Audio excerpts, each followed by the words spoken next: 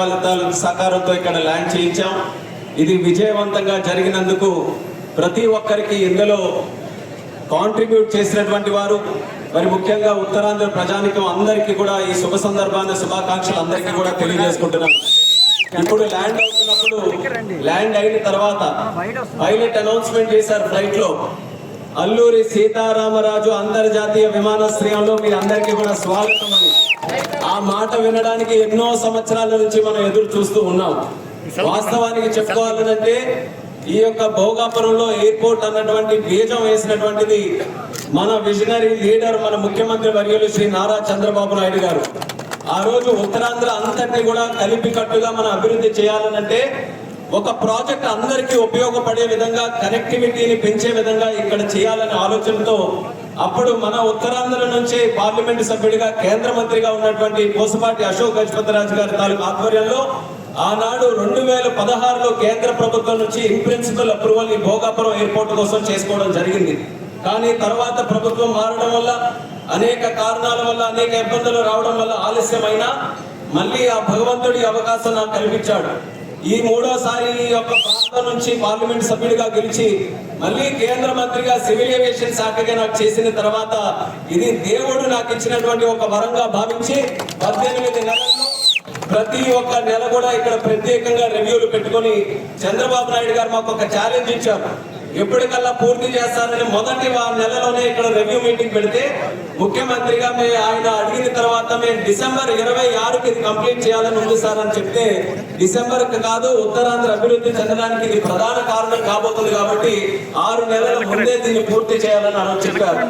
ఆయన ఇచ్చినటువంటి మాటని శాసనంగా తీసుకొని 6 నెలల ముందే పూర్తి చేయాలన్న ఆలోచనతో ఎంత ఫాస్ట్ గా ఈ ప్రాజెక్ట్ నడిపించామో మీ కళ్ళ ముందు మీరే అందరూ కూడా చూశారు. ఈ స్థాయికి ఈ రోజు ప్రాజెక్ట్ ఇక్కడికి విచ్చేసిందనంటే దానికి చాలా మందికి మనం ధన్యవాదాలు తెలియజేయాలి.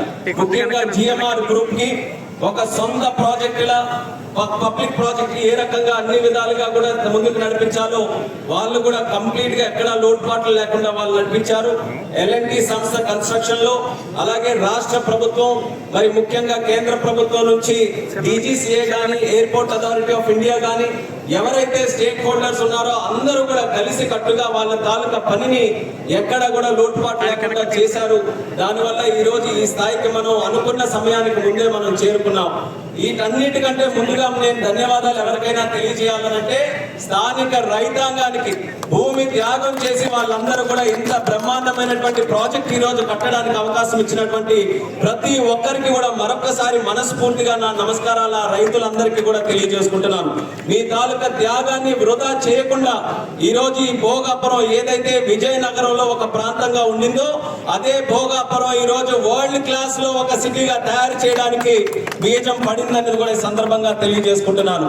ఒక్క కారణం మీరు అందరూ కూడా గుర్తుపెట్టుకోవాలి. ఒకటి, ఆ రోజు చంద్రబాబు నాయుడు గారి విజన్ తోనే హైదరాబాద్ లో శంషాబాద్ ఎయిర్పోర్ట్ నిర్మించినప్పుడు ఇదే రకంగా ఏమీ లేనటువంటి ఒక ప్రాంతంలో ఎయిర్పోర్ట్ నిర్మిస్తే అసలు హైదరాబాద్ కి ఎంత పెద్ద ఎయిర్పోర్ట్ అవసరమా అని ఆ రోజు చాలా మంది నమ్మారు. కానీ ఈ రోజు హైదరాబాద్ లో ఆ శంషాబాద్ ఎయిర్పోర్ట్ చూస్తే ఒక గజం భూమి కూడా ఈ రోజు అభివృద్ధి చేయడానికి మనకు దొరకట్లేదంటే ఎంత ఫాస్ట్ గా 20 సంవత్సరాల్లోనే ఏ రకంగా అభివృద్ధి చెందిందో మనం అదంతా కూడా చూసాం. అదే పరిస్థితి ఈ రోజు భోగాపురంలో కూడా ఏర్పడుతుంది. దీని తాలూకా బెనిఫిట్ ఎవరైనా పొందగలుగుతున్నారనంటే మన ప్రాంత వాసులు, ఈ చుట్టుపక్కల ఉన్నటువంటి రైతులు, చుట్టుపక్కల ఉన్న గ్రామాలు, శ్రీకాకుళం, విజయనగరం, విశాఖపట్నం, ఈ ఉమ్మడి జిల్లాలు, వీళ్ళందరికీ కూడా ఎయిర్పోర్ట్ తాలూకా బెనిఫిట్ రేపు రాబోతున్న రోజుల్లో లభిస్తుంది. ఎప్పటి నుంచో మనం అనుకుంటున్నాం మన ప్రాంతం ఎందుకు అభివృద్ధి చెందట్లేదని. ఏ ప్రాంతమైనా అభివృద్ధి చెందాలనంటే దానికి ప్రధానంగా కావాల్సినటువంటిది కనెక్టివిటీ. ఇక్కడ నుంచి మనం ఎక్కడికైనా ట్రావెల్ చేయగలగాలి.